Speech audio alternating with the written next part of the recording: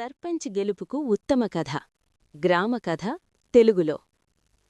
సుందరపురం అనే చిన్న గ్రామంలో ప్రజలు ఎన్నో సమస్యలతో బాధపడుతున్నారు. చెడిపోయిన రహదారులు, తాగునీటి కొరత, ఉద్యోగ అవకాశాల లేమి వల్ల గ్రామం వెనుకబడిపోయింది. ఎన్నికల సమయంలో మాత్రమే నాయకులు వచ్చి హామీలిచ్చి వెళ్లిపోవడం గ్రామస్థులకు అలవాటైపోయింది. అదే గ్రామంలో రమేష్ అనే రైతు కుమారుడుండేవాడు. అతడు ప్రజల కష్టాలను దగ్గరనించి చూసినవాడు.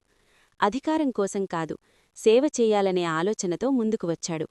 గ్రామంలోని బావులను శుభ్రం చేయడం, పిల్లలను బడికి పంపించడం, రైతులకు ప్రభుత్వ పథకాల గురించి తెలియజేయడం వంటి చిన్న పనులతోనే మార్పు మొదలుపెట్టాడు. ఎన్నికల సమయంలో రమేష్ నిజాయితీగా మాట్లాడాడు. పారదర్శక పాలన, గ్రామ అభివృద్ధి, ప్రజల ఐక్యతే తన లక్ష్యమని చెప్పాడు. అతని మాటలకన్నా పనులే ప్రజలను ఆకట్టుకున్నాయి. చివరకు గ్రామస్థులు నమ్మకానికి ఓటేశారు. రమేష్ సర్పంచ్గా గెలిచి మంచి నాయకుడంటే సేవ చేసేవాడేనని నిరూపించాడు. సర్పంచ్ గెలుపుకు ఉత్తమ కథ గ్రామ కథ తెలుగులో. సుందరపురం అని